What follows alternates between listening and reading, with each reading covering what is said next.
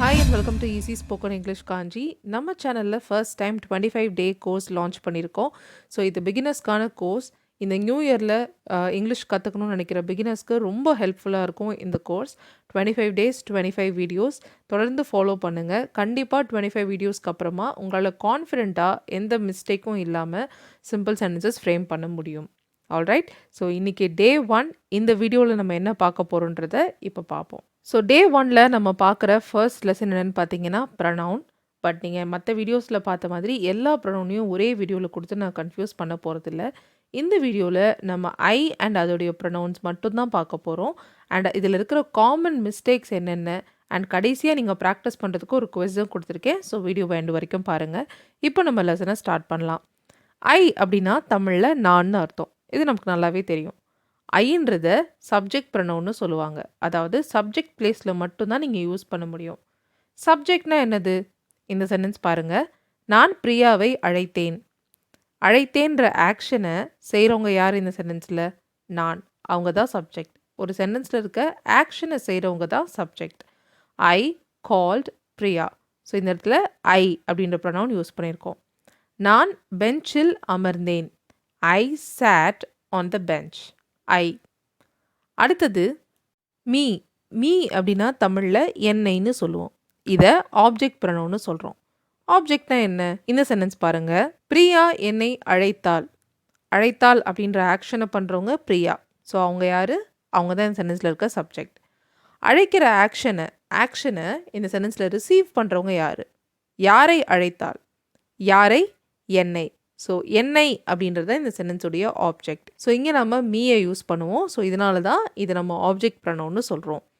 Priya called me. ஆசிரியர் என்னை திட்டினார். The teacher scolded me. அடுத்தது மை.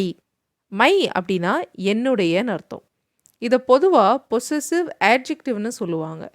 ஆட்ஜெக்டிவ்னா ஒரு நவுன், ஏதாவது ஒரு பொருள், ஒரு நபர் இல்லை ஒரு இடத்தை சொல்கிறது தான் நவுனுன்னு சொல்லுவோம் இல்லையா? ஸோ அந்த நவுனை டிஸ்கிரைப் பண்ணுறது தான் ஆட்ஜெக்டிவ்னு சொல்லுவோம். நவுனை பற்றின எக்ஸ்ட்ரா இன்ஃபர்மேஷன் கொடுக்கறது தான் ஆட்ஜெக்டிவ். இந்த மைன்ற பொசசிவ் ஆட்ஜெக்டிவ் அப்படி தான் ஆக்ட் பண்ணும் ஒரு சென்டென்ஸில். இந்த சென்டென்ஸ் பாருங்கள். என்னுடைய ஃபோன் அங்கே இருக்குது. My phone is there. வெறும் மை மட்டும் நம்ம சென்டென்ஸில் யூஸ் பண்ண முடியாது. மை கூட ஏதாவது ஒரு நவுன் சேர்த்து தான் நம்ம யூஸ் பண்ண முடியும். அடுத்த சென்டென்ஸ் பாருங்கள். பிரியா என் தோழி. Priya is my friend. So Priya is my சொல்ல முடியாது. மை இஸ் தேர் சொல்ல முடியாது. ரைட்? இதே அடுத்த ப்ரனவுன் பாருங்கள். மைன் என்னுடையது. பொசசிவ் ப்ரனவுன்னு சொல்லுவோம். ஸோ இதை நம்ம நவுன் இல்லாமல் தனியாக யூஸ் பண்ணலாம். பாருங்கள். புத்தகம் என்னுடையது. The book is mine. என்னுடையதை எடுத்துக்கொள். Take mine. இந்த இடத்துல மைனுக்கு பதிலாக நம்ம மையை யூஸ் பண்ண முடியாது. அடுத்து லாஸ்ட்டாக நம்ம பார்க்க போகிற ஐக்கான ப்ரனவுன் மை செல்ஃப். நிறைய பேர் ரொம்ப காமனாக மிஸ்டேக் பண்ணுற இடம் இந்த மை செல்ஃப். பார்ப்போம். மை செல்ஃப் அப்படின்னா தமிழில் என்னையே இல்லை நானே அப்படின்னு சொல்லுவோம். இதை ரிஃப்ளெக்சிவ் ப்ரனவுன்னு சொல்லுவோம்.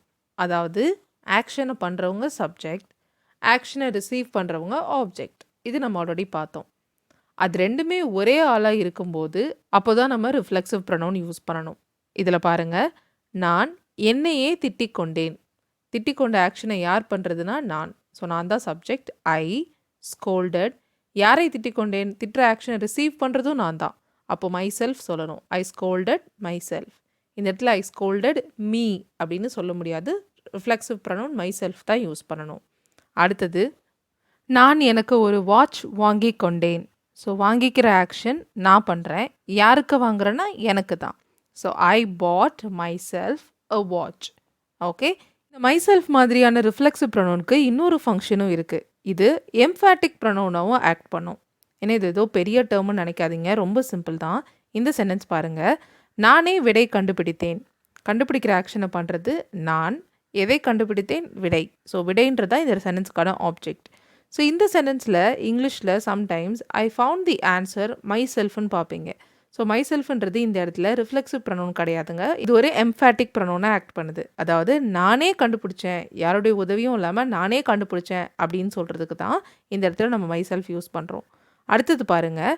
மேனேஜரே அவளை பாராட்டினார். அவரே பண்ணாரு அப்படின்னு ஒரு எம்ஃபசிஸ் குடுத்து, ஒரு அழுத்தம் குடுத்து சொல்றோம் இல்லையா? அதுக்காக the manager himself appreciated Priya. Okay, the manager himself appreciated Priya. So இந்த எம்ஃபாட்டிக் ப்ரொனவுனுக்கு 2 பிளேஸ் இருக்குங்க. அது 2 இடத்துல வரும். இந்த மாதிரி சப்ஜெக்ட் பக்கத்தில் தி மேனேஜர் ஹிம்செல்ஃப் பக்கத்திலே வரலாம், இல்லை முதல் சென்டென்ஸில் இருக்க மாதிரி கடைசியாகவும் வரலாம். பொதுவாக இந்த மாதிரி கடைசியாக வரும்போது அந்த ப்ரொனவுன் மட்டும் இல்லாமல், மைசெல்ஃப் மட்டும் இல்லாமல், பையோட சேர்த்து மைசெல்ஃபை நீங்கள் பார்ப்பீங்க. அதுக்கு என்ன அர்த்தம்னா, ஸோ மைசெல்ஃப் மட்டும் தனியாக இருக்கும்போது யாருடைய உதவியும் இல்லாமல் அந்த அர்த்தத்தில் சொல்கிறதா அர்த்தம். பை மைசெல்ஃப்னு சொல்லும்போது தனியாகன்னு அர்த்தம். என்ன ரெண்டுமே ஒன்று தானேன்னு கேட்குறீங்களா? இந்த சென்டென்ஸ் பாருங்கள். I need to do it myself. I need to do it by myself. இந்த சென்டென்ஸில் மைசெல்ஃப் யூஸ் பண்ணாலும் பை மைசெல்ஃப் யூஸ் பண்ணாலும் மீனிங் பெருசாக மாறாது. பட் இதுவே I like to spend time by myself. இந்த இடத்துல பை மைசெல்ஃப் என்ன அர்த்தத்தில் வந்திருக்குன்னா, அலோனுன்ற அர்த்தத்தில் வந்திருக்கு. நான் தனியாக நேரம் செலவழிக்க விரும்புவேன். ஐ like to spend time alone. So alone அப்படின்ற கான்டெக்ஸ்ட்டில் நீங்கள் யூஸ் பண்ணோன்னா பை மைசெல்ஃப் தான் யூஸ் பண்ணணும், வெறும் மைசெல்ஃப் யூஸ் பண்ணக்கூடாது. ஆல்ரைட், இப்போ புரிஞ்சிருக்கும்னு நினைக்கிறேன். இப்போது இந்த ப்ரொனவுனில் காமனாக நிறைய பேர் பண்ணுற மிஸ்டேக் என்னன்னு பார்ப்போம். இந்த சென்டென்ஸ் பாருங்கள். Priya and myself attended the meeting. Priya and me attended the meeting. எது கரெக்டுன்னு நினைக்கிறீங்க?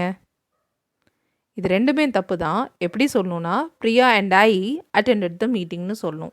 ஏன்னா அட்டென்ட் பண்ணுற ஆக்ஷனை யார் பண்ணுறதுனா பிரியாவும் நானும். அப்போ நாங்கள் தான் சப்ஜெக்ட். சப்ஜெக்ட் ப்ரொனவுனா ஐ தான் யூஸ் பண்ணுமே தவிர மீயோ மைசெல்ஃபோ யூஸ் பண்ணக்கூடாது.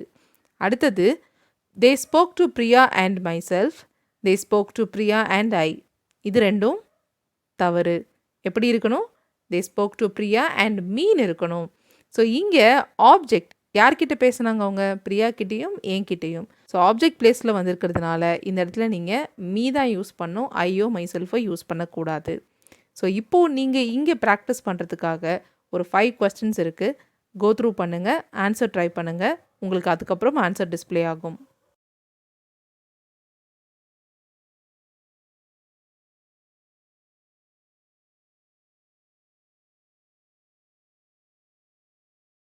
ஆல்ரைட், ஃபர்ஸ்ட் ஒன்னோட ஆன்சர் பாருங்கள். Sheila and I will go to town tomorrow. So இங்கே கோன்ற ஆக்ஷனை பண்ண போகிறது யாருன்னா நானும் ஷீலாவும். சப்ஜெக்ட்டுன்றதுனால ஐன்ற ப்ரொனவுன் யூஸ் பண்ணியிருக்கோம். அடுத்தது, I can cook for myself. எனக்காக நானே குக் பண்ணிக்க முடியும்னு சொல்கிறேன். ஸோ குக் பண்ணிக்கிற ஆக்ஷன் ரிசீவ் பண்ண போகிறது நான், அதை பண்ணுறதும் நான். So I can cook for me கிடையாது, myself. Raju met me. Raju என்னை சந்தித்தான். ஸோ என்னை object. So me. Do you need mine. So இங்கே எந்த நவுன்மே இல்லை, அதனால் நம்ம மைன் தான் யூஸ் பண்ணணும். டு யூ நீட் மைன், என்னுடையது உனக்கு தேவைப்படுகிறதா. அதுவே அடுத்ததில் பாருங்கள், do you need my login டீட்டெயில்ஸ்ன்னு இருக்குது. ஸோ நவுனோட சேர்ந்து வரதுனால நம்ம மை தான் யூஸ் பண்ணணும். ஸோ ப்ரொனவுன்றது இங்கிலீஷில் ரொம்பவே இம்பார்ட்டண்ட்டான ஒரு லெசன். இது தெரியலனா நம்மளால் ஒரு சின்ன சென்டென்ஸ் கூட கரெக்டாக ஃப்ரேம் பண்ண முடியாது. ஸோ அதனால தான் இது வெரி ஃபர்ஸ்ட் லெசனாக நம்ம ஸ்டார்ட் பண்ணியிருக்கோம். மற்ற ப்ரொனவுன்லாம் அடுத்தடுத்த வீடியோஸில் பார்க்கலாம். தொடர்ந்து வீடியோஸ் பாருங்கள். 25 டேஸில் கண்டிப்பாக நீங்கள் ஒரு சிம்பிள் சென்டென்ஸ் கான்ஃபிடென்ட்டாக ஃப்ரேம் பண்ணுவீங்க. தேங்க்யூ ஸோ மச் ஃபார் வாட்சிங் this lesson till the very end. I will see you all in the next video. Till then, take care and bye.